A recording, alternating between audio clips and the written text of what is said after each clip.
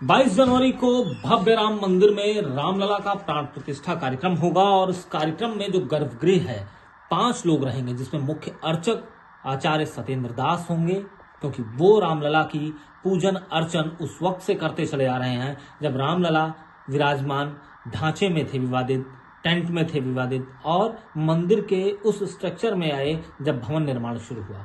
तो हमारे साथ आचार्य सत्येंद्र दास जी मौजूद हैं। बहुत बहुत स्वागत है सर आपका इंडिया टीवी लाइव पे। महाराज जी, ये पूरी प्रक्रिया जो है प्राण प्रतिष्ठा की, ये क्या पूरी प्रक्रिया है और किस तरह से पूरी प्रक्रिया निष्पादित की जाएगी? देखिए, उसमें प्रक्रिया इस प्रकार से पहले देवी देवताओं को शांति की बात होती है।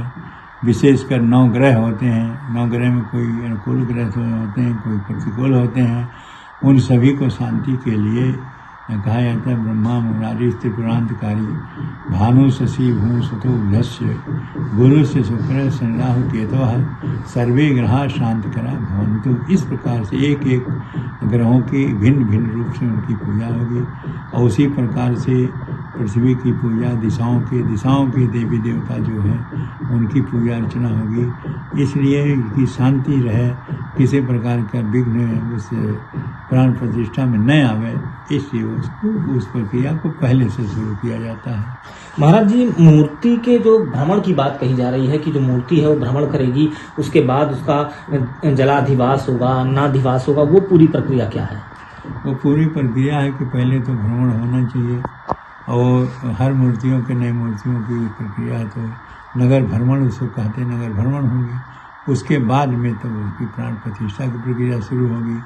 उसमें अन्नाधिवास, जलाधिवास, औषधाधिवास और फूलों पुष्पोधिवास, वस्त्राधिवास, ये सब किया जाता है। उसमें सब में रखा जाता है और फिर उसके बाद में उनके जो व्यवस्था है उसको प्राण प्रतिष्ठा में वो सब चीज़ हो जाने के बाद प्राण प्रतिष्ठा की जाती है। प्राण प्रतिष्ठा का जो एक कार्यक्रम होता है, इसमें आंखों पर पट्टी बंधी होती है प्रतिमा की, उसके बाद उस पट्टिका को खोला जाता है। तो वो पूरी प्रक्रिया क्या सामने से आके पट्टिका खोलते हैं या बगल से खोलते हैं, क्योंकि मुख्य यजमान ही ये सारा कार्यक्रम करता है? जी हाँ, उससे बगल से खोला जाता है, सामने से नहीं। और सामने से जैसे खुलेगा तैसे शीशा दिखाया जाता है। शीशा दिखाने के बाद में उसमें अंजन लगाए जाते हैं, वो सुखे कालता जैसे कहते हैं, वो क्या कहते हैं, काजल। हाँ, उसमें काजल लगाए जाते हैं। तो काजल लगाने में उसे सीख से लगाया जाता है। अब लोहे का हो सकता है, वो चांदी का हो सकता है, वो और धातुओं का हो सकता है। विशेषकर ऐसी प्रतिष्ठा प्रसिद्ध है तो सोने के सलाके से लगाया जाएगा काजल राम जी को। सोने के सलाके से काजल लगाया जाएगा राम जी को। उसके बाद की जो प्रक्रिया है वस्त्र की, तो कौन से वस्त्र होंगे, क्योंकि विशेष उत्सव है, तो क्या दिन के हिसाब से होंगे या उत्सव विशेष के दिन का हिसाब से विशेष वस्त्र होते हैं और वो वस्त्र जो होता है महत्वपूर्ण होता है, सामान्य प्रक्रिया में नहीं आता। सबसे उत्तम वस्त्र जो होगा, चाहे किसी भी रंग का हो, उसी वस्त्र को लगाकर पहनाया जाएगा उस दिन। और विशेषकर जैसे सूचना मिली है सोने का वस्त्र बन रहे हैं भगवान के लिए, यदि वो बन गया तो भी पहनाया जाएगा। बिल्कुल, सोने का वस्त्र तो हो गया, लेकिन भोग क्या होगा महाराज जी? ये एक सबसे बड़ा है कि आखिर चूंकि इतना बड़ा उत्सव है तो उस उत्सव के दिन जो भोग की व्यवस्था होगी वो क्या होगी, कौन सा भोग लगेगा? भोग में ऐसा कोई चीज छूट न जाए, कोई चीज वंचित न रह जाए कि हाँ ये चीज भी लगना चाहिए था।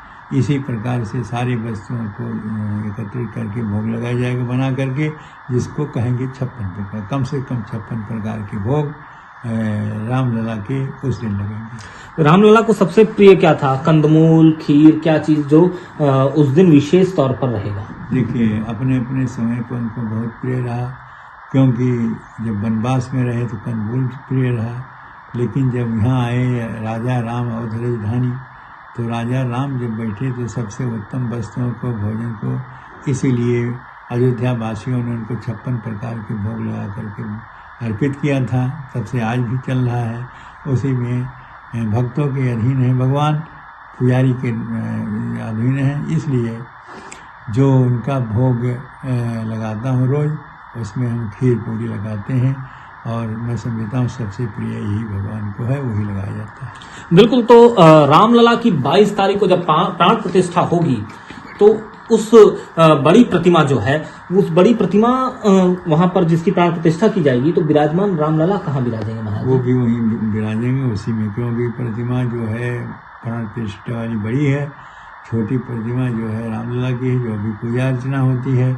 यह भी विराजमान रामलला हैं, इनकी पूजा भी उसी तरह से उसी मंदिर में और उनके साथ ही होगी। अच्छा, ये चल और अचल, ये दो सवाल उठ रहे हैं। तो जो अभी प्राण प्रतिष्ठा होगी वो अचल प्रतिमा होगी, और जो ये छोटी प्रतिमा है जो विराजमान रामलला हैं, ये अचल होंगी। तो उत्सव में ये बाहर आएंगी? उत्सव में ये चल है, ये प्रतिमा चल है और वो प्रतिमा अचल है। अचल प्रतिमा स्थापित हो जाती, जो बाहर नहीं निकाली जाती। चल प्रतिमा उत्सव प्रतिमा कहा जाता है, और इनको जो है बाहर निकाला जाता है, किसी न किसी काम में उसको लिया जाता है। तो ये थे हमारे साथ आचार्य सत्येंद्र दास जी, जो लगातार रामलला की पूजा अर्चना का काम देख रहे हैं, और लंबे वक्त से 28 साल का वक्त बीत चुका है रामलला की सेवा करते हुए, और आगे भी रामलला की सेवा करेंगे। और ये मुख्य आचार्य हैं, इन्होंने बताया कि उस दिन क्या कुछ होगा और किस तरह से रामलला अपने भक्तों को दर्शन देंगे। इंडिया डेली लाइव के लिए अजय पीयूष शुक्ला, अयोध्या।